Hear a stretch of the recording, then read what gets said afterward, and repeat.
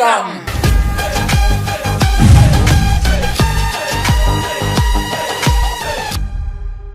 Seven stories narrated by Mr. Tamilan part 25 and 26 தான் நம்ம பார்க்க போகிறோம். ஸோ நல்லா விறுவிறுன்னு போய்கிட்டு இருக்கு. ஆனால் கடுப்பாக இருக்கு. இது என்ன சார் அப்படி இப்படின்னு கடுப்பாக இருக்கு. அதான் நிறைய பேர் இன்ஸ்டாகிராம்லையும் கமெண்ட்ஸ்லையும் வந்து சொல்லியிருந்தீங்க முருகன் வருவார் அப்படிங்கிற மாதிரி சொல்லியிருந்தீங்க. முருகன் வர்றாரு அப்படின்னு. இல்லை, ஒருத்தர் குழப்பி விட்டாரு. இது ஹிந்தி சீரியல்னாரு தமிழ் கடவுளை காட்ட மாட்டாங்க. நானும் நம்பிட்டேன். ஸோ முருகன் வர்றார் அப்படின்னு சொல்லியிருக்காங்க. ஸோ நன்றி. சரி வாங்க நம்ம இப்போ கதையை பார்த்துடலாம். இது ஒரு 15+13 minutes வீடியோ இருந்தாங்க. டக்குன்னு பார்த்துட்டு ரெடி. போன பாட்டுல நம்ம சதிதேவி தான் கையில இருக்கிற அந்த பட்டையை அழிக்கிறதுக்காக ஒரு கம்புல நெருப்பிட்டு சூடு பண்ணி அந்த கம்பியை தான் கையில வச்சு அப்படியே அந்த தடயத்தை அழிக்க சூடு போட்டு அந்த தடயத்தை அழிக்கணும்னு பாக்குறாங்க. அப்படியே அங்க கட் பண்ணிட்டு இந்த பக்கத்துல காசிபரிசி ஏதோ ஒரு மருந்தை ரெடி பண்ணிட்டு இருக்கிறத காமிக்கிறாங்க. அப்போ ரேவதி அங்க வராங்க. காசிபரிசியை பார்த்து என்ன பண்ணிக்கிட்டு இருக்கீங்க, அந்த தடயத்தை உங்களால அழிச்சிட முடியுமா, இல்ல நீங்க ரெடி பண்ற அந்த மூலிகையை வச்சு அழிக்கத்தான் செஞ்சிருவீங்களா, கையில இருக்கிறத அழிச்சா கூட அவ மனசுக்குள்ள அந்த சிவன் இருக்காரு அதை எப்படி அழிப்பீங்க அப்படின்னு நம்ம ரேவதி கேட்க, என்ன ரேவதி என் புருஷ கிட்ட இந்த பேசிக்கிட்டு இருக்க, அம்மா உனக்கு என்ன நினைப்பு ஃபர்ஸ்ட் ஆஃப் ஆல், ஓ உன் புருஷன் அந்த சந்திரனை சிவன் காப்பாத்துறதுனால சிவனுக்கு நீ சப்போர்ட்டா அப்படின்னு அக்கா அதிதி ரேவதி மொத்த குடும்பம் அப்படிதான் இருக்கீங்க. சதி டாபிக்ல தடவையா அடிச்சுக்கிறாங்க. சதிக்கு ஒரு நல்ல இடத்துல ஒரு நல்ல வரன் கிடைச்சா மட்டும்தான், கல்யாணம் ஆனா மட்டும்தான் இந்த குடும்பத்தின் மீது இருக்கக்கூடிய அந்த பீட ஒளியும் அப்படிங்கிற மாதிரி எல்லாம் பேசிட்டு இருக்காங்க. அப்ப நம்ம காசிபரிசி சொல்றாப்ல கண்டிப்பா அந்த ஆண்டவரோட விருப்பப்படிதான் சதியோட கல்யாணம் நடக்கும். அதுல எந்த மாற்றமும் இல்லை. முடிஞ்ச வரைக்கும் நல்ல செய்தி தான் நமக்கு கிடைக்கும். ஆனாலும் அதுக்குள்ள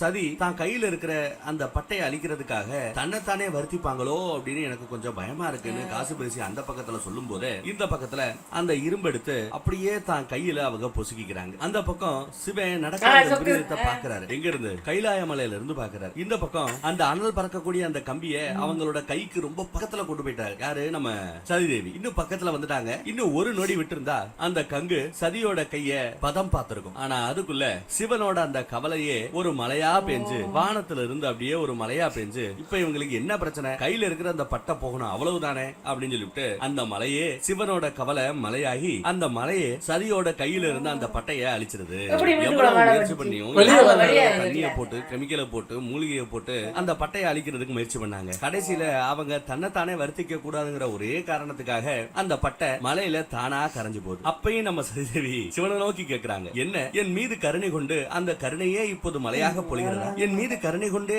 நீங்க எப்போதுமே இருப்பீர்களா, அதுதான் நான் சொல்லிட்டேன். என் மீதுக்கு நீங்க கவலை கொள்ள வேண்டாம், கருணையும் கொள்ள வேண்டாம், நான் எப்பயோ சொல்லியாச்சே, இன்னும் ஏன் அடங்க மாட்டேங்கிறீங்க அப்படின்னு சத்தம் போடுறாங்க. ஆமா, என்னோட உள்நோக்கம் உங்களுக்கு புரியவே இல்லையா அப்படின்னு சத்தம் போடுறாங்க. ஆக்சுவலா சதிதேவி என்ன நினைச்சிருக்காங்க, அந்த சூடான கம்பியை வச்சு தன்னோட கைகள்ல இருக்கிற அந்த பட்டைய பகுதி எல்லாத்தையுமே அவங்க தீயில பொசுக்கணும்னு பார்த்தாங்க. அப்படி பொசுக்கிட்டா என்ன ஆகும், கை முழுக்க ஒரே கொப்பளம் ஆயிடும், அசிங்கம் ஆயிடும். நாளப்பண்ணா அது குணமானா கூட முழுக்க முழுக்க தழும்பா கன்றாவியா தெரியும். அதனாலேயே வரன்னு என்ன இவ்வளவு அசிங்கமா இருக்கு,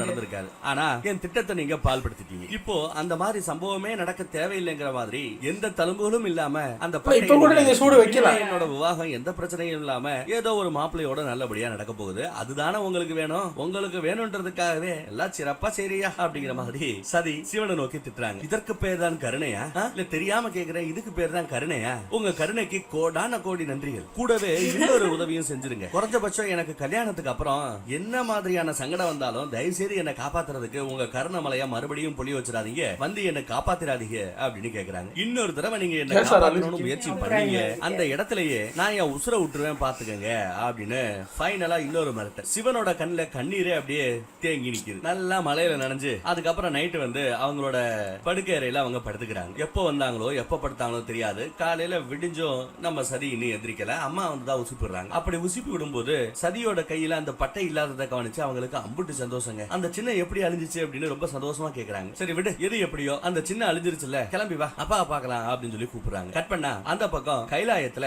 சிவனை பாக்குறதுக்காக லட்சுமி தேவி அங்க வராங்க. சிவனுக்கு ஒரு வணக்கத்தை போட்டு பேசலாமே அப்படின்னு ஆரம்பிச்சா சிவன் சோகத்திலே இருக்க, என்ன நீங்க வந்திருக்கீங்க, மகாவிஷ்ணு வரலையா அப்படின்னு கேட்டா, ஒரு பொண்ணோட சங்கடம் ஒரு பொண்ணுக்கு தான் புரியுங்கிறதுனாலதான் என் தோழியோட சங்கடத்தை தீக்க அவசார்பா பேச நானே இங்க வந்திருக்கிறதா லட்சுமி தேவி சொல்றாங்க. அங்க நம்ம நந்தி தேவரும் இருக்க. இன்னைக்கு சதி அவர்கள் உங்களை நடத்தின அந்த நடத்தைய நாம கனவுல கூட நினைச்சு பார்த்திருக்க மாட்டோம் இல்லையா அப்படின்னு கேக்குறாங்க லட்சுமி தேவி. என்னதான் இன்னைக்கு சதி பண்ண எல்லாமே கொஞ்சம் ஓவரா இருந்தா கூட நீங்க நீங்க சதியை நடத்துற அந்த நடத்தைய பத்தியும் நாம ஒரு செகண்ட் யோசிக்கணும் இல்லையா அப்படிங்கிறாங்க. நீங்க யாரு? சர்வேஸ்வரர், உலகத்தில் இருக்கும் அத்தனையும் துறந்தவர், துறந்து பழக்கப்பட்டவர், ஆண்டவர், கடவுள், இப்படி எவ்வளவோ வேலையில பாக்குறீங்க. அவ்வளவு பெரிய ஆள் நீங்க. ஆனா அந்த பக்கம் சதியோ ஒரு சாதாரண மானிட பிறவி. உங்க ரேஞ்சுக்கு அவங்க நடந்துக்கணும் அப்படின்னு நீங்க எதிர்பார்க்கறது, அதுவும் இவ்வளவு விரைவா எதிர்பார்க்கறது எந்த விதத்துல நியாயம்? மனிதர்கள் உணர்ச்சிகளோட வரைமுறைகளுக்கு உட்பட்டவர்கள். அவர்களுக்கு போதிய அவகாசத்தை நீங்க கொடுத்திருக்கணும். உங்க ரேஞ்சுக்கு நீங்க திங்க் பண்ணாம அவங்க ரேஞ்சுக்கு நீங்க இறங்கி போய் யோசிச்சு பார்த்துட்டு இருக்கணும். அதை நீங்க செய்யல அப்படின்னு லட்சுமி எடுத்து சொல்றாங்க. ஒரு பொம்பளை புள்ள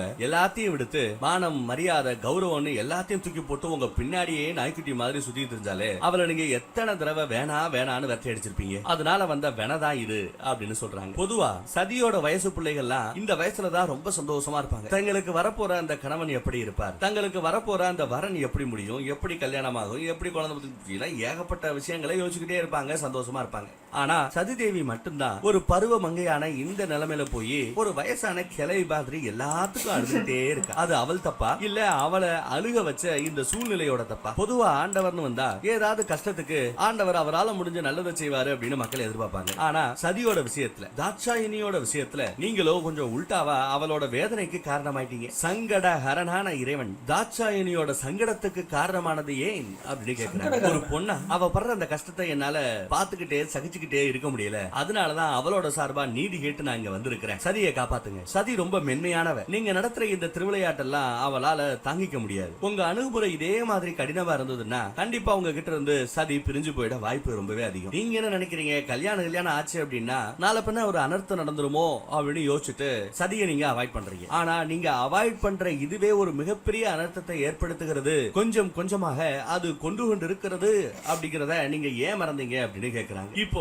நம்ம சதிக்கு, நம்ம தாட்சாயினிக்கு தேவை தேற்றுதல், ஆறுதல். என்னதான் மனுஷியா பிறந்தாலும் அவங்க யாரோட ரூபம்? உங்களோட சரி பாதியான ஆதிபராசக்தியோட ரூபம். கொஞ்சம் பார்த்து பண்ணுங்க அப்படின்னு லட்சுமி கேக்குறாங்க. வருகிறேன் அப்படின்னு சொல்லி ஒரு வணக்கத்தை போட்டு போயிடுறாங்க. சிவனால ஒரு வார்த்தை எடுத்து பேச முடியலையே, மௌனமா அமைதியா நிக்கிறார். அந்த பக்கம் கையில அந்த பட்டம் போயிடுச்சுங்கிற நல்ல விஷயத்த அப்பா கிட்ட சொல்ல அப்பா அம்பிட்டு சந்தோஷப்படுறாரு. ரிஷிகள் எல்லாம் வந்து பாக்குறாங்க. அவங்க கிட்டயும் இந்த மாதிரி பட்டை அழிஞ்சு போச்சு அப்படிங்கிற மேட்டரை சொல்லி சந்தோஷப்படுறாங்க. அப்புறம் மாப்பிள்ளை பார்க்க சொல்லி அனுப்பிச்சு விட்டேன், என்னாச்சு? ஏகப்பட்ட வரன் கிடைச்சதா? பெரிய பெரிய மாப்பிள்ளைகள் கிடைத்தார்களா அப்படிங்கிற மாதிரி தச்சம் கேட்க எதுக்கு இருக்கிற பிரகுமுனி கிட்ட ஈயாடுது, மூஞ்சில ஈயாடுது. சொர்க்கலோகத்துல இருந்து ஏதாவது வரன் வந்ததா, கந்தர்கள் கிட்ட இருந்து ஏதாவது வரன் வந்ததா அப்படின்னு கேட்கிறாங்க. வந்தது நல்ல செய்தி இல்ல கெட்ட செய்திங்கிறாரு. பிறகு என்ன அப்படிங்கிறாப்ல தச்சன். சதியை கட்டிக்கிறதுக்காக ஒரு ஆம்பளை கூட தயாரா இல்ல அப்படின்னு பிறகு வந்து குண்ட தூக்கி போடுறாரு. ஏன், என்ன காரணம் அப்படின்னு கேக்குறாங்க. என்ன காரணம் சொல்லி மறுத்தாங்கன்னு கேக்குறாங்க. ஒரே ஒரு காரணம் தானா, சிவனோடு இவங்க கொண்ட அந்த காதல் தான் இப்ப வரக்கூடிய எல்லா வரனுக்கும் முட்டுக்கட்டையா இருக்கிறதாக. வரன்கள்ல சில வரன்கள் எதுக்கு வம்பு பண்ணிக்கிட்டு இருக்கீங்க, பேசாம அந்த சிவனுக்கே தச்சனை பொண்ணு கொடுக்க சொல்லிடுங்களேன் அப்படின்னு கூட சொல்லி அனுப்பிச்சாங்களா. அதெல்லாம் கேட்டு தச்சன் டென்ஷன் ஆறாப்ல. தச்சனோட கோவத்துக்கு எல்லையே இல்ல, அவ்வளவு கோவம். இருந்தாலும் பொதுவா தப்பு பண்ணவங்க இருக்கிறதா தண்டிச்சிருவாப்ல. இந்த இடத்துல அவரால் என்ன பண்ண முடியும்? தப்பு சொல்ற அவங்க பக்கமா, இல்ல செஞ்ச நம்ம சதியின் பக்கமா, இல்ல இவங்க காதலிக்கிறார்கள் தெரிஞ்சும் தடுக்கிற தச்சன் பக்கமா? பரவாயில்ல, வருத்தப்படாத. அவங்க ஏதோ ஏட்டிக்கிட்டியா பேசிட்டு இருக்கானுங்க. உன்னை கல்யாணம் பண்றதுக்கு தகுதி இல்லாதவங்க பேசுற இந்த பேச்சுக்கள் எல்லாத்தையும் நாம நம்ப வேண்டாம் அப்படிங்கிறாரு தச்சன். ஒரு தகுதியான வரத்துக்கு பஞ்சமா? ஏகப்பட்ட வரன் கியூல வந்து நிக்கும். ஒரு கியூல வந்து நிக்க வைப்பேன், உனக்கு ஏத்த ஒரு நல்ல வரனை நானே தேடி கண்டுபிடிப்பேன் அப்படிங்கிறாரு தச்சன். இப்ப தச்சனோட நிலைமை என்னன்னா, இப்ப பூலோகத்துல இப்ப கரண்ட்ல பொண்ணு கிடைக்காம எவ்வளவோ மாப்பிள்ளை வீட்டார்கள் அலைஞ்சுகிட்டு இருக்கோம் இல்லையா, அந்த நிலைமை தான் இப்போ அப்படியே நம்ம தச்சனுக்கு. என்ன மாப்பிள்ளை கிடைக்காம பொண்ணை வச்சுக்கிட்டு அவர் அலைஞ்சுகிட்டு இருக்காரு. மகளை நீ ஒண்ணு வருத்தப்படாம வீட்டுக்கு போ, ரூமுக்கு போ, நான் பார்த்து எல்லாத்தையும் சரி பண்ணிக்கிறேன் அப்படின்னு சொல்றாரு. சதி அந்த பக்கம் போனதுக்கு அப்புறம் சிவன் சிவன் சிவன் எந்த பக்கம் போனாலும் அந்த ஆளோட பேரு கேட்டுக்கிட்டு இருக்கு அப்படின்னு காண்டாரு. என் பொண்ணுக்கு கல்யாணமே பண்ண முடியாம ஒரு கன்னிகையாவே வீட்டுல உட்கார வச்சிருந்தாலும் பரவாயில்ல, அந்த சிவனுக்கு மட்டும் கட்டி கொடுக்க மாட்டேன்னு கங்கணம் கட்டிட்டு தெரியுது. என் பொண்ணுக்கு வாழ்நாள் முழுவதும் கல்யாணமே நடக்காதா, கன்னிகையாவே கிளவி ஆயிடுவாளா அப்படின்னு தச்சா பயப்படுறாரு. இல்ல, எனக்கு தெரிஞ்சு இதுக்கு ஒரு நல்ல உபாயம் கிடைக்கலாம். அதுவும் யாருக்கிட்ட? பிரம்மதேவர் கிட்ட இருந்து கிடைக்கலாம். நீங்க உங்க அப்பா பிரம்மதேவரை போய் ஒரு தடவை பாருங்களேன், பேசி பாருங்களேன் அப்படிங்கிறாங்க சதியோட அம்மா. சதியோட அப்பாவா நீங்க முயற்சி பண்ணிட்டீங்க, ஆனா சதியோட தாத்தாவான பிரம்மதேவர் கிட்ட அந்த பொறுப்பை கொடுங்களேன். ஒரு நல்ல வரனை தேடி கண்டுபிடிக்க சொல்லுங்களேன். தாத்தாவே அந்த பிரம்மதேவரே பேத்திக்கு ஒரு நல்ல வரனை ரெடி பண்ணி கொடுக்கட்டுமே அப்படின்னு ஒரு ஐடியா கொடுக்குறாங்க. அந்த பக்கம் சதி பிரகுமுனி சொல்லிட்டு போனதையே நினைச்சு பார்த்து ரொம்ப வருத்தப்பட்டுக்கிட்டு இருக்காங்க. ரேவதி வந்து என்னமா சோகமா இருக்கு அப்படின்னு கேட்டா நடந்த மேட்டர் எல்லாம் சொல்லி அவங்க வருத்தப்பட்டுக்கிட்டு இருக்காங்க. தனக்கு சிவன் பிடிக்காது அப்படிங்கிற மாதிரியே நடந்துகிட்டு இருக்காங்க. அது உண்மையா அப்படின்னு ரேவதி விசாரிக்கிறாங்க. எஸ், நான் காதலிச்சுக்கிட்டு இருக்கும்போது அந்த சிவனுக்காகவே பிறந்தவன்னு நான் நினைச்சேன். ஆனா இப்போ அந்த சிவனுக்காக நான் பிறந்தவ இல்ல இல்ல, அந்த சிவனை கட்டிக்கக்கூடிய அந்த தகுதி எனக்கு இல்லன்னு உணர்றதா சதிதேவி சொல்றாங்க. எங்க 2 பேருக்கு எதுவுமே செட் ஆகாது, எல்லாமே வேற வேற அப்படின்னு சொல்றாங்க. சிவன் சம்பந்தப்பட்ட பொருட்கள் எதுவா இருந்தாலும் என்கிட்ட இருந்தா அது கொஞ்சம் தள்ளியே இருக்கட்டும் அப்படின்னு தான் நான் நினைக்கிறதா சொல்றாங்க. அவரோட பேரை கூட என் நினைவுல இருந்து அழிக்கணும் அப்படின்னு சொல்றாங்க. ஏற்கனவே சிவலிங்கத்தை கரைக்க போய் நந்தி கிட்ட அந்த சிவலிங்கத்தை கொடுத்துட்டு வந்தாங்க. இப்போ இவங்க கிட்ட இருக்கிறது நந்தா விரதத்தோட அந்த ஓலைச்சுவடிகள், அதையும் திருப்ப கொடுக்கணும் அப்படின்னு சொல்லிக்கிட்டு இருக்காங்க. ரேவதி இல்ல வேண்டாம் வேண்டாம், யோசிச்சு பாருன்னு எவ்வளவோ அட்வைஸ் பண்றாங்க. பட் சதி கேட்கிற மாதிரி இல்ல. சிவன் சம்பந்தப்பட்ட எந்த பொருளும் இங்க இருக்கிற வரைக்கும் நான் நிம்மதியா அமைதியா என்னால இருக்க முடியாது. இந்த ஓலைச்சுவடிகளை கொடுத்தது யாரு? சந்திரரோட அம்மா, உங்க மாமியார் அனுஷியா. அன்னை அனுஷியா கிட்டயே இந்த ஓலைச்சுவடிகளை திரும்ப கொடுக்கறதா இருக்கேன். உங்க மாமியார் கிட்டயே இதை திரும்ப கொடுக்கறதா இருக்கேன். நீங்க வர்றீங்களா வரலையா அப்படின்னு கேக்குறாங்க நம்ம சதி. நீங்க வரலன்னா நான் தனியாலா போவேன் அப்படிங்கிறாங்க. கட் பண்ணா அந்த பக்கத்துல பிரம்மலோகத்துல பிரம்மதேவரை பாக்குறதுக்காக தட்சன் வந்து நடந்த சம்பவத்தெல்லாம் சொல்லி என்ன பண்ணலாம் அப்படிங்கிற மாதிரி கேக்குறான். இப்ப நான் எல்லையில்லா சங்கடத்துல இருக்கிறதா சொல்றாரு. ஒரு பொறுப்பான தகப்பனா என் பொண்ணுக்கு ஒரு நல்ல வரணை என்னால பார்க்க முடியல அப்படின்னு சொல்றாரு. இதுக்கு காரணம் யாரு? சாட்சாத் நீயே தானே அப்படிங்கிறாரு பிரம்மதேவர். சதி உனக்கு மகளா பிறக்கிறதுக்கு முன்னாடியே இத பத்தி நம்ம பேசி இருக்கிறோம். அந்த ஆதிபராசக்தியே சதிங்கிற மனுஷியா உனக்கு மகளா பிறக்க போறாங்க அப்படின்னு அன்னைக்கே சொல்லி இருந்தேன். எல்லாம் தெரிஞ்சும் அந்த சிவனை மருமகனா நீதான் ஏத்துக்கல, அதனால வந்த வெனங்கிறாரு பிரம்மதேவர். அப்பா எல்லாம் தெரிஞ்ச நீங்களே இப்படி பேசினா எப்படி? ஒரு தகப்பனா என் பொண்ணுக்கு ஒரு நல்ல வரன்னு போற இடத்துல நல்லபடியா சந்தோஷமா செல்வ செழிப்பா நல்லா இருக்கணும்னு ஆசைப்படுறது ஒரு அப்பாவோட குற்றமா? என் பொண்ணு யார காதலிச்சா? ஒரு மயானவாசிய, ஒரு சுடுகாட்டுல வாழ்றவன என் மகளை மாட மாளிகையில சுத்தி ஆபரணங்கள் இருக்க கட்டி கொடுக்கணும்னு ஆசைப்படுறேன். ஆனா அங்க போனா சுடுகாட்டுல சுத்தி பிணங்கள் எரிஞ்சு கொண்டு இருக்க, அதுக்கு நடுவுல என் பொண்ணு குடும்பம் நடத்தணும். அவங்க வேற, நாங்க வேற, அதெல்லாம் செட் ஆகாது அப்படிங்கிறாரு தட்சன். இல்லடா மகனே, அது வந்து அப்படின்னு நம்ம பிரம்மதேவர் பேச வரும்போது நிறுத்துங்கள் தந்தையே அப்படின்னு நிப்பாட்டுறாரு நம்ம தட்சன். சிவனை சதிக்கு கட்டி வைக்கணும்னு சொல்ற இந்த டாபிக்கை மட்டும் விட்டுட்டு வேற ஒரு நல்ல வரனை பாக்குறதுக்கு உங்களால உதவி செய்ய முடியுமா முடியாது கேட்கிறாரு. சிவனுக்கு கட்டி கொடுக்க மாட்டேன் அவ்வளவுதான், வேற வரனை பார்க்க முடியுமா முடியாதா அப்படின்னு மறுபடியும் கேட்கிறார். என் மகளுக்காக ஒரு நல்ல வரனை நீங்க தேடி கண்டுபிடிப்பீங்கன்னு சொல்லிட்டு எனக்கு நீங்க வாக்கு கொடுக்கணும், சத்தியம் பண்ணி கொடுங்க அப்படின்னு கேட்கிறாப்ல. அதுக்கு வாய்ப்பே இல்லடா மகனே அப்படிங்கிறாரு பிரம்மதேவர். அந்த சர்வேஸ்வரனுக்குனே பிறந்த ஒருத்திய கல்யாணம் பண்ணிக்கிறதுக்கு மூ உலகத்திலயுமே யாரு முன் வருவா சொல்லு பாப்போம் அப்படின்னு கேட்கிறாப்ல பிரம்மதேவர். அது எனக்கும் தெரியுங்கிறா தட்சன், அதனாலதான் உங்களை தேடி வந்தேன். நீங்க எனக்கு கொடுத்த இன்று வரை முழுமையா திறமையா நான் நடத்திக்கிட்டு இருக்கிறேன். ஒரு பிரபஞ்ச அதிபதியா எல்லாமே சரியா செஞ்ச வேண்டாம், பாரபட்சம் இல்லாம என் குடும்பத்திலேயே யாராவது தப்பு பண்ணாங்கன்னா அவங்களுக்கு கூட நான் தண்டனை கொடுத்திருக்கேன். எல்லாருக்கும் ஒரு நல்ல எடுத்துக்காட்டு. எனக்காக நீங்க இந்த சின்ன உதவியை செய்ய மாட்டீங்களா அப்படின்னு தட்சன் சென்டிமெண்டா பேசி பிரம்மரையே கவர் பண்ண பாக்குறாரு. மகனே சொன்னா கேளியா, அப்பா சொல்றத ஒரு தடவை கொஞ்சம் யோசிச்சு பாரியா அப்படின்னா இனி யோசிப்பதற்கு எதுவும் இல்லை அப்படிங்கிறாரு தட்சன். உங்க புள்ளையோட விருப்பத்தை நிறைவேற்றுங்க. ஃபர்ஸ்ட் ஆஃப் ஆல் உங்க புள்ளையோட இந்த சின்ன ஆசை, தம்மா தூண்டு ஆசை, நிறைவேற்ற முடியாதா என்ன அப்ப நீங்க அப்படின்னு கேக்குறாரு. இன்னைக்கு நான் கேட்கறது நீங்க கொடுக்கல, இதுக்கு நீங்க ஒத்துக்கலன்னா இந்த இடத்துலயே நான் உங்க கால் அடியிலேயே உசுர விட்டுருவேன் ஒரு பாச போராட்டமா போய்கிட்டு இருக்கு. வேணாண்டா மகனே வேண்டாம், இதுக்கப்புறமா இந்த மாதிரி வேணாண்டா மகனே வேண்டாம் அப்படிங்கிறாரு. சரி ஆகட்டும், நான் உனக்கு வாக்களிக்கின்றேன். சதிக்கு உரிய ஒரு வரனை நானே தேடுறேன், போதுமா அப்படின்னு கேட்க தட்சன் மனசுல அம்புட்டு சந்தோஷம். வந்த வேலை முடிஞ்சு போச்சு ஒரு வணக்கத்தை போட்டு தட்சன் அப்புறம் கவலைக்குள்ளாகிறார். பிள்ளைகிட்ட இப்படி வாக்கு கொடுத்தாச்சு, அந்த பக்கம் போட்டா மகாவிஷ்ணு குத்துவாப்ல, என்னையா நீ அப்படின்னு கேட்பாப்ல. என்ன பண்ணணும் தெரியாம பிரம்மதேவர் முழிக்கிறார். அந்த பக்கம் ஒரு வழியா ரோஹிணி சந்திரனோட அம்மா தன்னோட மாமியார் வீட்டுக்கு வந்திருக்காங்க, சதியோட வந்திருக்காங்க. சதி கையில அந்த நந்தாவிரத ஓலைச்சுவடிகள் இருக்கு, அதை திருப்பி கொடுக்க வந்திருக்காங்க. ஆனா வேண்டாம், இந்த ஒரு தப்பு பண்ணாத, சிவனை விட ஒரு நல்லவரன் உனக்கு கிடைக்குமா அப்படிங்கிற மாதிரி மாமியாரு எவ்வளவோ சொல்லி பாக்குறாங்க. இல்லை, எங்க அப்பா அம்மா யார மாப்பிள்ளைன்னு சொல்றாங்களோ அவங்களத்தான் நான் கல்யாணம் பண்ணிப்பேன்னு நான் சத்தியம் பண்ணி கொடுத்துருக்கேன், அவங்களத்தான் நான் கல்யாணமும் பண்ணுவேன் அப்படிங்கிறாங்க சதி தேவி. அதனால இந்த நந்தாவிரத ஓலைச்சுவடிகள் எனக்கு இப்பொழுது தேவையற்றது, இந்த அங்க வாங்கிக்கங்க அப்படிங்கிறாங்க சதி. அப்பையும் மாமியார் இந்த ஓலைச்சுவடிகளை வாங்குறதுக்கு தயாராக இல்லை. அங்க சிவனோட லிங்கம் ஒண்ணு பெருசா இருக்கும். இந்த அம்மா தான் மகனை உசுரோட காப்பாத்தினதுனால சிவனை கும்பிட்டுக்கிட்டு இருக்காங்க. அந்த சிவலிங்கத்திலேயே அந்த ஓலைச்சுவடிகளை வச்சுட்டு திரும்புறாங்க சதி. இது எனக்கு ஒரு நல்ல முடிவா தெரியலமா அப்படின்னு எடுத்து சொல்றாங்க. இத பத்தி நான் ஏற்கனவே உனக்கு எச்சரித்திருந்தேன், மறந்து விட்டாயா? நந்தா விரதம் ரொம்ப கடினமானது. இந்த விரதத்தை நடுவுல நீ கைவிட்டா அது இன்னும் உன்னையும் சிவனையும் பிரிக்கும். உனக்கும் சிவனுக்குமான அந்த இடைவெளியை இந்த விரதத்தை நடுவுல கைவிட்டா அந்த இடைவெளி இன்னும் பெருசாகும் அப்படின்னு நான் என்னைக்கே சொன்னனே, மறந்துட்டியா அப்படின்னு கேக்குறாங்க. இப்ப நான் சொன்னதுதான் நடந்திருக்கு பாத்தியா? இந்த விரதத்தை கைவிடணும் நீ முடிவு பண்ணி பண்ணிட்ட, அதன் விளைவா நீயும் சிவனும் இப்ப விலக ஆரம்பிச்சிட்டீங்க அப்படின்னு சொல்றாங்க. அது மட்டும் இல்லாம இது கெட்ட சகனமா, ஏதாவது கெட்ட விஷயங்களும் நடக்க வாய்ப்பு இருக்கு, பார்த்து பத்திரங்கிறாங்க. இப்ப நீ கோவத்துல இருக்க, அந்த சிவன் மீது கோவத்துல இருக்கிற, அவர் உன்னை நடத்தின அந்த நடத்தியின் மீது கோவத்துல இருக்கிற. அதனால நாங்க சொல்ற எதையுமே நீ காது கொடுத்து கேட்க போறது இல்லங்கிறது தெரியும். இருந்தாலும் எங்க எல்லாருக்கும் தெரியும், உன்னோட ஆன்மாவிலேயே அந்த சிவம் கலந்திருக்கும் போது எப்படி அந்த சிவனை விட்டு நீ உன்னால விலக முடியும்? என்னைக்கு நான் சொன்னது உண்மை நினைக்கிறியோ, என்னைக்கு உன்னோட ஆன்மாவிலையும் அந்த சிவன் இருக்கிறார், கலந்திருக்கிறார் அப்படிங்கறத உணர்கிறாயோ, அன்று நீ என்னை தேடி வருவாய் அப்படிங்கிறாங்க இந்த மாமியார். நந்தாவிரதத்தை யாராவது நடுவுல கைவிட்டா கூட அதுக்கு ஒரு பரிகாரம் பண்ணிட்டு அதுக்கப்புறம் மறுபடியும் கண்டினியூ பண்ணிக்கலாம். கண்டிப்பா நீ வந்து இந்த ஓலைச்சு விடுகளை மறுபடியும் கேட்ப, நந்தாவிரதத்தை நீ கண்டினியூ பண்ணுவ, அந்த நம்பிக்கை எனக்கு இருக்கு அப்படிங்கிறாங்க மாமியார். ஆனா சதியோ அப்படி நடக்க வாய்ப்பே இல்லைங்கிற மாதிரி பேசுறாங்க. அப்படி நடக்க வாய்ப்பே இல்லைங்கிறாங்க சதி. அதுக்கப்புறம் தான் தான் மருமகளை இந்த பக்கம் திரும்பி பார்த்துட்டு, ரேவதி ஒரு நிமிஷம் உங்ககிட்ட கொஞ்சம் தனியா பேசணும், அந்த பக்கம் கொஞ்சம் வாயேன் அப்படின்னு தான் மருமகளை தனியா கூட்டு போறாங்க தேவி அனுஷியா. கொஞ்சம் தள்ளி போயிட்டு, தாட்சாயினி இப்போ ஒரு பயங்கரமான மன அழுத்தத்துல பிரஷர்ல இருக்காங்க. அதனாலதான் முடிவை தப்பா எடுக்கிறாங்க. நந்தாவிரதத்தை நடுவுல விடுறது அப்படிங்கிறது மிகப்பெரிய பிரளயத்தை ஏற்படுத்தும். இதனால தாட்சாயினிக்கு தீங்கு ஏற்படக்கூட வாய்ப்பு இருக்கிறது.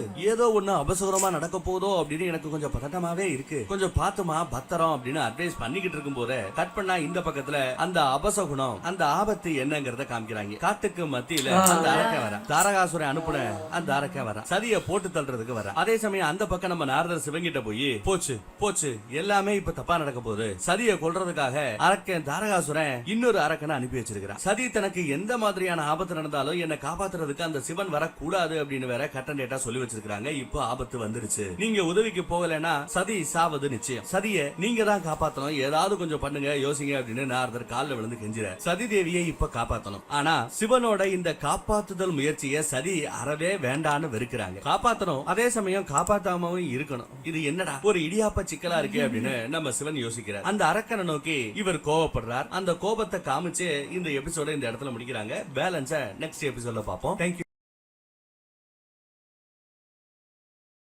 என்ன சொல்றதுன்னே தெரியல. வர வர எல்லா கேரக்டர் மேலேயும் எரிச்சல் வருது. இப்போ இந்த யார் அவங்க மாமியார் அனுஷியா, ஏமா அவங்க சிச்சுவேஷன்லேருந்து யோசிச்சு பார்த்தாங்களா யாராவது? அதெல்லாம் பண்ணிடாத, அது நீ சிவனோட பாதி, நீ உன் சோளுக்குள்ளே சிவன் இருக்கு, அங்கே போனால் அவர் நாய மாதிரி ட்ரீட் பண்ணிக்கிட்டாரு.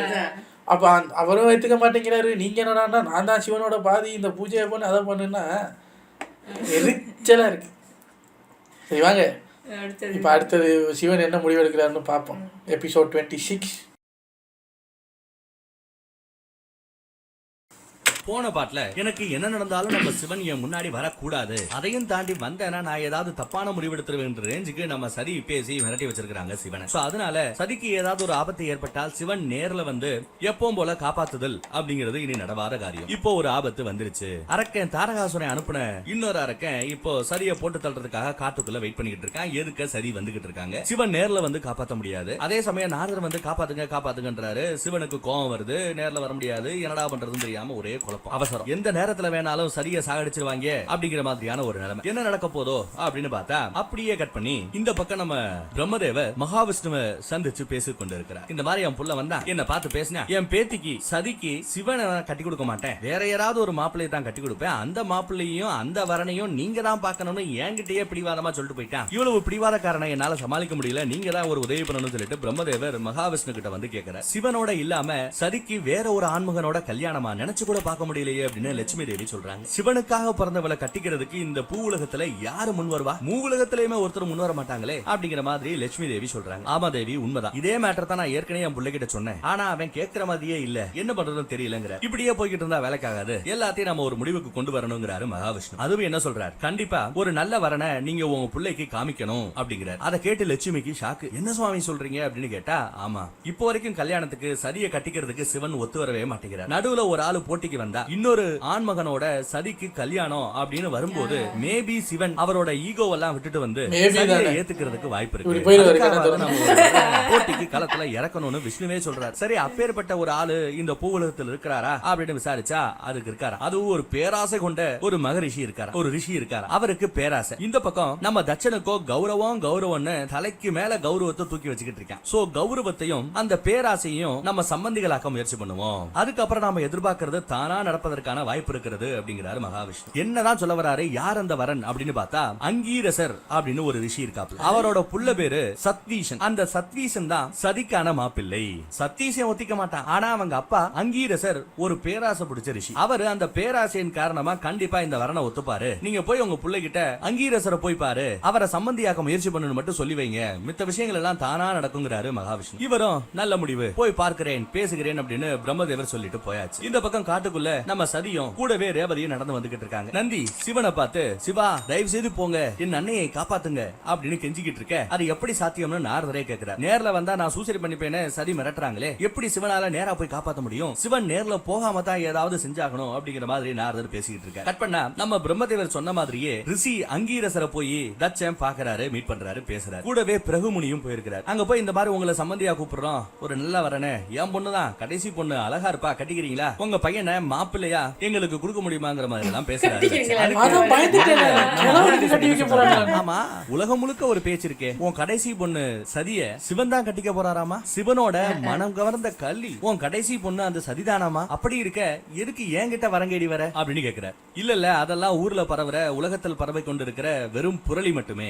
என் பொண்ணு அந்த சிவனையே வேண்டான்னு சொல்லிட்டா, வேணும்னா நீங்க வந்து விசாரிச்சுக்கங்க, வெளியில கேட்டுக்கங்க அப்படின்னு சொல்றாரு நம்ம தச்சன். உங்களுக்கு இந்த வரன் வேண்டாம்னா வேண்டான்னு சொல்லுங்க, அதுக்காக இந்த மாதிரி சப்பக்கட்ட கட்ட வேண்டாம் அப்படிங்கிறாரு தச்சன். உடனே நம்ம அங்கீரசரோ, இல்ல ஊர்ல பேசிக்கிறாங்க அதனால கேட்டேன், மித்தபடி எனக்கு ஒன்னும் பிரச்சனை இல்ல, என் பையனுக்கு உங்க பொண்ணு ஒரு நல்ல வரன் தான், சிவனை பத்தி எல்லாம் நான் பெருசா யோசிக்கல, எனக்கு ஒன்னும் பிரச்சனை இல்ல, நாம சம்பந்திகள் ஆயிக்கலாம், ஆனா ஒரு கண்டிஷன் அப்படின்னு கண்டிஷன் போடுகிறார். என்ன கண்டிஷன் அப்படின்னு கேட்டா, ஒரு சின்ன பிளாஷ்பேக் ஸ்டோரி, விஷுவல்லாம் வராது, அவங்க டயலாக்கா தான் அந்த பிளாஷ்பேக்க சொல்றாங்க. பல வருடத்துக்கு முன்னாடி பிரபஞ்சத்துக்கே அதிபதி ஆகிறதுக்காக ஒரு போட்டி நடக்குது. பிரபஞ்சத்துக்கே அதிபதியா ஒரு 2 கேண்டிடேட்ட பிரம்மதேவர் தேர்ந்தெடுக்கிறார். ஒருத்தன் நம்ம தட்சன், இன்னொருத்தவர் இந்த அங்கீரசர் தான். பிரபஞ்ச அதிபதி ஆகக்கூடிய தகுதியும் திறமையும் ரொம்பவே அதிகமா இருந்தது நம்ம அங்கீரசருக்கு தான். இருந்தாலும் தான் புள்ள தட்சங்கிற ஒரே காரணத்துக்காக தட்சனுக்கு பிரம்மதேவர் பிரபஞ்சத்துக்கே அதிபதியான அந்த பதவியை கொடுத்துட்டாரு அப்படின்னு நம்ம அங்கீரசர் சொல்லி கம்ப்ளைண்டா எடுத்து சொல்றார். அன்னைக்கு எனக்கு அநியாயம் நடந்து போச்சு, அந்த அநியாயத்துக்கு இன்னைக்கு நீ நியாயம் செய்யணும். உலகத்துல யாருமே உனக்கு மாப்பிள்ளை ஆகிறதுக்கு, உன் பொண்ணை கட்டிக்கிறதுக்கு தயாரா இல்ல. இந்த மாதிரி ஒரு இக்கட்டான சூழ்நிலையில உன் மானத்தை காக்கிறதுக்காக என் புள்ளைய நான் கொடுக்குறேன். ஆனா நீ உன்னோட பிரபஞ்ச அதிபதிங்கிற அந்த பதவியை எனக்கு விட்டு கொடுக்கணும், சம்மதமா அப்படின்னு கேட்டு ஒரு பெரிய குண்ட தூக்கி போடுறாரு. தட்சனுக்கு கோவம் வருது, இருந்தாலும் கண்ட்ரோல் பண்ணிக்கிறான். கண்ட்ரோல் பண்ணிட்டு நம்ம தட்சன் இப்போ வேற ஒரு டீல் கொடுக்குற. பிரபஞ்ச அதிபதி பதவி எல்லாம் கொடுக்க முடியாது, முழுசா எல்லாம் கொடுக்க முடியாது, இருந்தாலும் என்னோட பலத்திலையும் அதிகாரத்திலையும் உங்களுக்கு நான் தரேன், இவ்வளவுதான் என்னால பெஸ்டா கொடுக்க முடியும். ஆனா நான் ஒரு கண்டிஷன் போடுறேன், கல்யாணத்துக்கு அப்புறம் என் பொண்ணு உங்க வீட்டுக்கு வர மாட்டா, உங்க பையன் தான் என் அரண்மனையில வீட்டோட மாப்பிள்ளையா செட்டில் ஆகணும், சம்மதமா அப்படின்னு கேட்க பேராசை பிடிச்ச நம்ம அங்கீரசரும் சரி வந்த வரைக்கும் லாபம்னு ஒத்துக்கிறேன், போயிட்டு வாங்க, நாங்களே நிச்சயார்த்தத்துக்கு மாப்பிள்ளைய கூட்டிட்டு நான் வரோம். ஆனா அதுக்கு முன்னாடி ஒரு வார்த்தை, நான் எதையும் மறைச்சு கல்யாணம் பண்ணணும்னு விரும்பல, நீங்க எதுக்கு ஒரு தடவை என் பையன் சத்வீசனை நேர்ல பாத்துக்கிறது நல்லது, அவனை பார்த்ததுக்கு அப்புறம் நீங்க முடிவு பண்ணுங்க அப்படின்னு இவரே வாயை திறந்து சொல்றாரு. அதை கேட்டதா அந்த பக்கத்துல இருந்து நம்ம பிரகுமுனி, என்ன சொல்ல வரீங்க, உங்க பையனுக்கு ஏதாவது குறை இருக்கா, இல்ல ஏதாவது ஜாதகத்துல தோஷங்கிச இருக்கா அப்படின்னு கேட்டா, அதுக்கு இவன் யாரு நம்ம அங்கீரசர் பதில் சொல்றதுக்கு முன்னாடியே தட்ச முந்திக்கிட்டு, உங்க பையனுக்கு எப்பேற்பட்ட குறை இருந்தாலும் தோஷம் இருந்தாலும் பரவாயில்ல,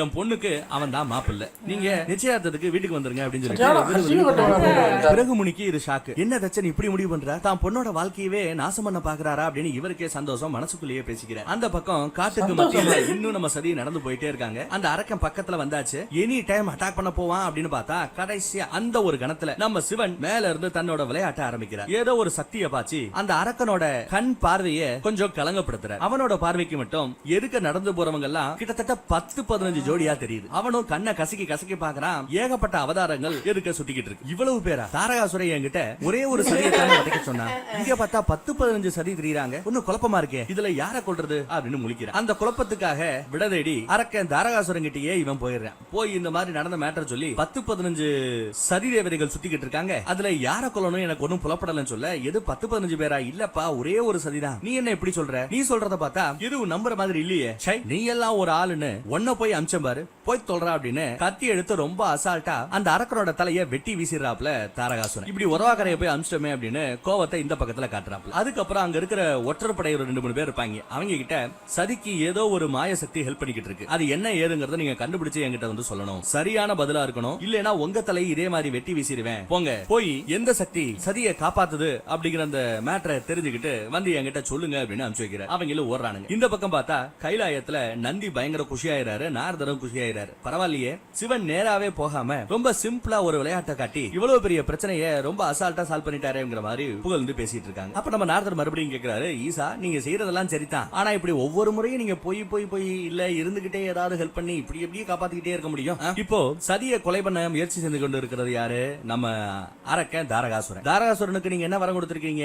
ஏன் வாரிசு வந்துதான் உன்னை கொல்லுன்னு நீங்க வரம் கொடுத்திருக்கீங்க. நீங்க சதியை கல்யாணம் பண்ணிக்க ஒத்துக்கலைன்னா உங்களுக்கு குழந்தை பாக்கியம்னு ஒண்ணு இருக்காது. நீங்க குழந்தை பெத்துக்கலைன்னா தாரகாசுரனை நீங்களே நினைச்சாலும் கொல்ல முடியாது. அவன் உசுரோட இருக்கிறவரை சதியை கொல்றதுக்கான முயற்சிகள் அரங்கேறிக் கொண்டேதான் இருக்கும். எப்படி அவனை நீங்க தடுக்க போறீங்க? அவனை தடுப்பதற்காவது நீங்க சதியை கல்யாணம் பண்ணித்தானே ஆகணும் அப்படின்னு நாரதர் நச்சுன்னு ஒரு டயலாக போடுறாரு. அப்பையும் நம்ம சிவன் கிட்ட இருந்து எந்த பதிலும் இல்லை. அந்த சீன் அப்படியே அங்க கட்டு. அந்த பக்கம் தட்சனும் பிரகமுனியும் போய்கிட்டு இருக்காங்க. அங்க நம்ம பிரகமுனி ஒரு டவுட் கேக்குறாரு. இப்ப வீட்டுக்கு போவோம். வீட்டுக்கு போனதும் மகாராணியார் உட்பட எல்லா பேருமே எந்த மாதிரியான வர்ண பாத்திருக்கீங்க, மாப்பிள்ளை எப்படி ஏதுன்னு விசாரிப்பாங்க. நாம மாப்பிள்ளைய பார்க்காம நாம என்ன பதில் சொல்ல முடியும் அப்படிங்கிற மாதிரி பிரகமுனி கேட்க, நடக்க வேண்டியதை நான் பாத்துக்கிறேன், நீ பேசாம வா அப்படின்னு கூட்டு போற. அங்க பார்த்தா சதி அவங்களோட பெட்ரூம்ல ஒரே சோகத்தோட உட்கார்ந்துகிட்டு இருக்காங்க. சும்மா வாய் வார்த்தையா சிவனை எனக்கு பிடிக்காதுன்னு கத்துறாங்களே ஒழிய தான் அப்பாவுக்கு அவங்க பண்ண அந்த சத்தியம், நீங்க எந்த மாப்பிளைய காட்டுறீங்களோ அந்த மாப்பிளைய நான் கல்யாணம் பண்ணிக்கிறேன், இது சத்தியம்னு வாக்கு கொடுத்தாங்க, சத்தியம் பண்ணாங்க இல்லையா அம்மாக்கும் அப்பாவுக்கும். அந்த சத்தியத்துக்காக தான் மனசை தானே தேத்திக்கிட்டு இருக்காங்க. ஒரு பக்கம் சிவனோட நடந்த அந்த லீலைகள் எல்லாம், சிவனோட நடந்த அந்த சம்பவங்கள் எல்லாம் அவங்களுக்கு ஞாபகம் வருது. இன்னொரு பக்கம் அப்பா அம்மாக்கு பண்ணி கொடுத்த அந்த சத்தியமும் ஞாபகம் வருது. இப்படியே சோகத்துல மூழ்கி கிடக்க அப்போ மேடையில இருந்த நம்ம சிவனோட ருத்ராட்சம் அது தானாவே உருண்டு வந்து சதியோட காலடியில வந்து விழுகுது. எதுக்கு இவங்க அந்த கைலாய மலையை பார்க்கக்கூடிய ஜன்னலை மூட சொல்லி அன்னைக்கு ஒரு நாள் சத்தம் போட்டாங்க, துணியை வச்சு தான் மூடினாங்க. இன்னைக்கு காத்தோட்டத்துக்காக அந்த ஜன்னல் திறந்திருக்கு. அந்த ஜன்னலை மூடணும்னு இவங்களுக்கு அந்த எண்ணம் இல்ல. கைலாய மலையவே பாத்துக்கிட்டு இருக்காங்க. உருண்டு வந்த அந்த ருத்ராட்சத்தையும் அவங்க கையில எடுத்து பாக்குறாங்க. ஏய் ருத்ராட்சமே, உனக்கு தெரியாததா? அந்த ஈசன் தேவர்களுக்கெல்லாம் தேவர், ஆனா நானும் ஒரு சாதாரண மானிட பிறவி. சிவனோட கருணையை மட்டுமே பெற்றவள் நான், சிவனின் காதலை பெற்றவள் நான் அல்ல. தப்பு பண்ணது நான் தான். என் தகுதியை மறந்து அந்த தேவருக்கெல்லாம் தேவர் மேல ஆசைப்பட்டது என்னோட தப்பு தான் அப்படின்னு சொல்றாங்க. கருணையையும் காதலையும் குழப்பிக்கிட்டது நான் தான். என்ன பார்த்த அந்த கணத்துல இருந்து இப்ப வரைக்குமே என்ன ஒரு சாதாரண மானிட பிறவியா பாக்குறாரே ஒழிய தன்னோட பத்தினியா அவர் என்ன பார்க்கல. என்னவரே எனக்கு சொந்தம் இல்லாத போது நீ ஏன் என்னை நாடி வருகிறாய் அப்படின்னு அந்த ருத்ராட்சத்தை பார்த்து கேக்குறாங்க. நீ நானும் பிரிய வேண்டிய அந்த நேரம் வந்துருச்சு அப்படின்ட்டு அந்த ருத்ராட்சத்தை அப்படியே தூக்கி வீசி எறிய போறாங்க. அதே சமயம் சதின்னு ஒரு சத்தம். பின்னாடி பார்த்தா தட்சன் வந்து நிக்கிற. இந்த மாதிரி ஒரு நல்ல வரன் பார்த்து வச்சிருக்கிறேன், அந்த ரிஷியோட பையன் தான். அவன் உனக்கு ஏத்தவனா ஏற்றவன் இல்லையா அப்படிங்கறதெல்லாம் எனக்கு தெரியாது. ஒரு கால் உனக்கு ஏத்தவனா இல்லாம கூட இருக்கலாம், இருந்தாலும் எனக்கு அது நல்ல வரனாப்படுது, அதனால நான் என் பொண்ணை கொடுக்குறேன்னு அப்படின்னு கேட்டா, அதான் வாக்கு கொடுத்துட்டீங்கல்ல, அதுக்கப்புறமும் நீங்க ஏன் பழசை யோசிச்சுக்கிட்டு ஒரு முடிவு எடுத்துட்டா அதுக்கப்புறம் அதை பத்தி திரும்ப யோசிச்சு பிரயோஜனம் இல்ல,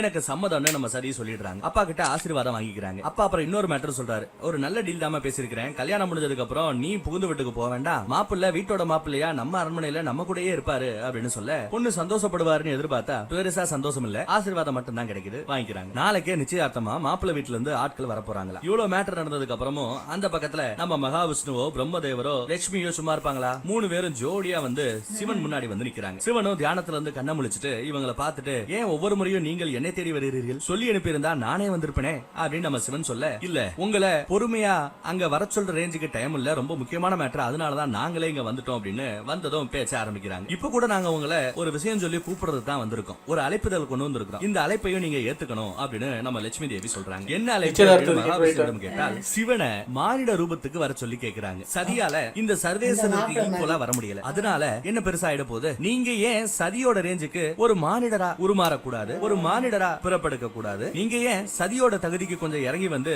சதியை கல்யாணம் பண்ணிக்க கூடாது அப்படிங்கிற மாதிரி கேக்குறாங்க. அதுக்கு நம்ம சிவன் ஒத்துற மாட்டேங்கிறார். நானா மானிட பிறவியா, வாய்ப்பில்லையே அப்படிங்கிறார். அதுக்கு நம்ம மகாவிஷ்ணுவோ, என்னப்பா அப்படி பேசுற, என்ன எடுத்துக்க, நான் 10 அவதாரத்துக்கு மேல எடுத்திருக்கிறேன், தசாவதாரமே எடுத்திருக்கிறேன், குழந்தையா பிறந்ததுல இருந்து சாகர வர மானிடராவே நான் வாழ்ந்திருக்கிறேன், அதுவும் 10 முறை. அப்படி இருக்க நீங்க ஒரு முறை அதுவும் குழந்தையா பிறக்க வேண்டாம், மானிடரா உருமாறுங்களேன், என்ன தப்பு இருக்கு அப்படிங்கிற மாதிரி கேட்க, அதுக்கு நம்ம சிவன், விஷ்ணு நீங்க லீலைகளை உலகிற்கு நிகழ்த்துவதற்காகவே உருவாக்கப்பட்டவர், லீலைகள் எல்லாம் உங்களுக்கு தான் செட் ஆகும், எனக்கு செட் ஆகாது அப்படிங்கிறாரு நம்ம சிவன். அங்க நம்ம லட்சுமி ஒரு அருமையான பாயிண்டை எடுத்து வைக்கிறாங்க. அந்த பாயிண்ட் என்ன தெரியுமா? சிவனே யோசிச்சு பாருங்க, பூமியில சதிக்கு உங்க பத்தினிக்கு இன்னொருத்தவங்க கூட கல்யாணம் நடக்க போகுதா, ஒரு கால் சதிக்கு பொருந்தாத ஒரு கல்யாணம் நடந்து அதுல ஆதிபரா சக்தியான நம்ம சதிக்கு கோபம் வந்துச்சுன்னா என்ன ஆகும் யோசிச்சு பாருங்க. கோவத்தோட உச்சிக்கே போய் அவங்க பத்ரகாளியா மட்டும் உருமாறுனா மூதேவர்களான பிரம்மா சிவன் விஷ்ணு நீங்க 3 பேரும் ஒன்னா சேர்ந்தா கூட அந்த பத்ரகாளி முன்னாடி உங்களால நிக்க முடியாது, அவங்க கோவத்தை உங்களால தாங்க முடியாது, உலகம் தாங்குமா போ யோசிச்சு பாருங்க அப்படின்னு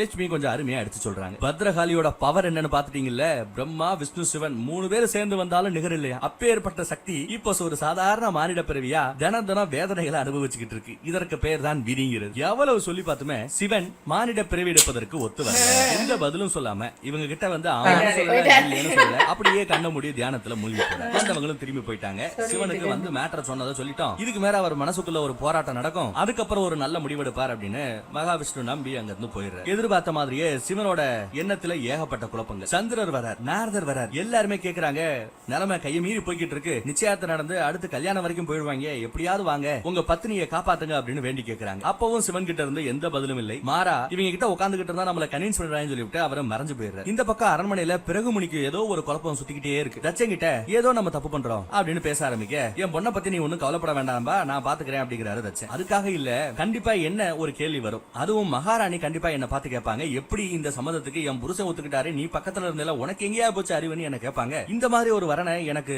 என் பொண்ணுக்கு நீ பார்த்ததுக்கு கண்டிப்பா என் மேல அவங்க கோபம் கொள்ளுவார்கள் அப்படிங்கிற மாதிரி எல்லாம் பிறகு முனி பேசிட்டு இருக்கும் போதே இந்த பக்கத்துல நம்ம மகாராணியும் வராங்க, சதியோட அம்மா வராங்க. வந்து இப்பதான் கேள்விப்பட்டேன் வரன் பார்த்து முடிச்சிட்டீங்களாமே அப்படின்னு வராங்க. யாரோட பையன்? அங்கீரசரோட பையன் சத்வீசனா. அவனை யாருமே பார்த்தது இல்லையாமே, பையன் எப்படி இருப்பான் அப்படிங்கறத பத்தி யாருக்குமே தெரியல, ஐடியா இல்ல. ஆனா நம்ம ஸ்டேட்டஸுக்கும் நம்ம பொண்ணோட ஸ்டேட்டஸுக்கும் இந்த வரன் ரொம்ப கம்மியா தெரியுது அப்படின்னு பேச, பொருளாதாரத்தை பார்க்காத, அழக பார்க்காத, ஞானத்தை பார், நம்மளோட பொண்ணு ஒரு ஞான தேவி, ஞானம் பெற்றவள். அதே மாதிரிதான் அங்கீரசரோட அரவணைப்பிலேயே வளர்ந்த அவரோட பையன் சத்தீசனும் ஒரு ஞான குழந்தைதான் அப்படி இப்படின்னு பேசி தான் பொண்டாட்டிய கன்வின்ஸ் பண்ண பாக்குறாரு. கட் பண்ணா இந்த பக்கம் அரக்கன் தாரகாசுரனுக்கு அவனோட ஒற்றர்கள்கிட்ட இருந்து சேரி வந்திருக்கு. அவங்க என்ன சொல்றாங்கன்னா, இந்த மாதிரி சதிதேவிக்கு அங்கீரசரோட பையன் சத்வீசனை கல்யாணம் பண்ணி கொடுக்கறதுக்காக ஒரு பக்கம் சம்பந்தம் போய்கிட்டு இருக்கு, இன்னைக்கே நிச்சயதார்த்தத்துக்கு வராங்க அப்படின்னு எடுத்து சொல்ல, என்ன சிவனுக்கு பதிலா சதியை கல்யாணம் பண்ணிக்க போறது ஒரு ரிஷியோட பையனா, அருமையான சேரியா இருக்கே, அப்போ சிவனுக்கும் சதிக்கும் கல்யாணம் நடக்காதா, அவங்களுக்கு குழந்தை பிறக்காதா, அப்போ நான் வாழ்க்கை முழுக்க அமரத்துவத்தோட இருக்கலாமா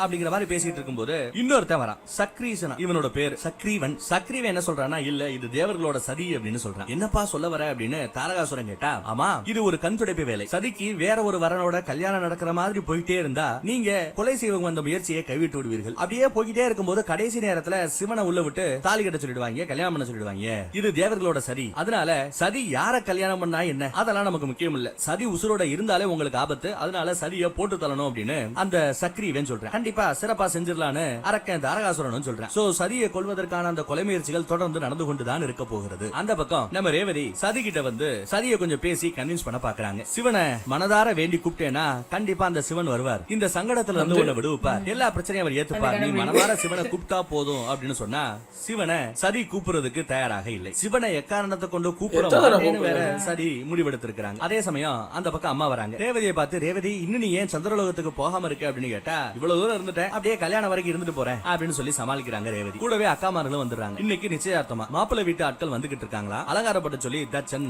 சொல்லி அனுப்பிச்சிருக்காரு. சோ அலங்காரம் பண்றதுக்காக அக்காமார்கள் வந்திருக்காங்க. இந்த உலகத்திலேயே இந்த மாதிரி ஒரு அலங்காரத்தை வேற யாரும் பார்த்திருக்க முடியாத ரேஞ்சுக்கு எங்க தங்கச்சிக்கு நாங்க அலங்காரம் பண்ண போறோம் சொல்லிட்டு கூட்டு போய் அலங்கார வேலைகளை பண்ண ஆரம்பிக்கிறாங்க. அலங்கார வேலைகள் ஜோரா நடந்துகிட்டு இருக்கு. இப்படி அந்த அலங்கார வேலை நடந்துகிட்டு இருக்கும் போது ஏதோ ஒண்ண தட்டி விட்டுருவாங்க. அது ஒரு அலங்கார பொருள் தான், ஆனா கொஞ்சம் ஷார்ப்பா இருக்கும், தலையில கூந்தல்ல அழகுக்காக குத்தி வருதுன்னு நினைக்கிறேன். அது அப்படியே நம்ம சதியோட கால்ல நச்சுன்னு குத்துதுங்க, குத்தி ரத்தம் கொப்பளிக்குது. ஆனா சதியோட உணர்வுகள்ல இருந்து ஒரு வித்தியாசமும் இல்லைங்க. கத்தி குத்துற மாதிரி ஒண்ணு குத்தி ரத்தம் சொட்டிக்கிட்டு இருக்கு. ஒரு கொசு கடிச்சா கூட நம்ம பாடியில வந்து ஒரு சேஞ்ச் இருக்கும், அரிப்போம், சொரிவோம், கொசு அடிக்க பாப்போம், இப்படி எதுவுமே இல்லாம உணர்ச்சியே இல்லாத ஒரு ஜட மாதிரி சரி அங்க உட்காந்துகிட்டு இருக்காங்க. ஆனா ரத்தம் மட்டும் கொப்பளிச்சு கீழே வந்துகிட்டே இருக்கு. பக்கத்துலயே ருத்ராஜமும் இருக்கு. அப்படியே கொஞ்சம் கொஞ்சமா கால்ல இருந்து அப்படியே ரத்தம் ஒழுகி அந்த ருத்ராஜம் பக்கத்துல போக ரத்த ஓட்டம் கொஞ்சம் கொஞ்சமா அவங்க குறைஞ்சுகிட்டே வந்து ரத்தம் வெளியில போய்கிட்டே இருக்கு இல்லையா. அதனால ஒரு ஸ்டேஜுக்கு அப்புறம் அவங்க மயங்கவே செஞ்சிடறாங்க. மயங்கினதும் எல்லாரும் என்னாச்சோ ஏதாச்சோன்னு பதறிக்கிட்டு இருக்கும் போது நம்ம ரேவதி மட்டும்தான் கால்ல இந்த மாதிரி அது குத்தி இருக்கிறதும்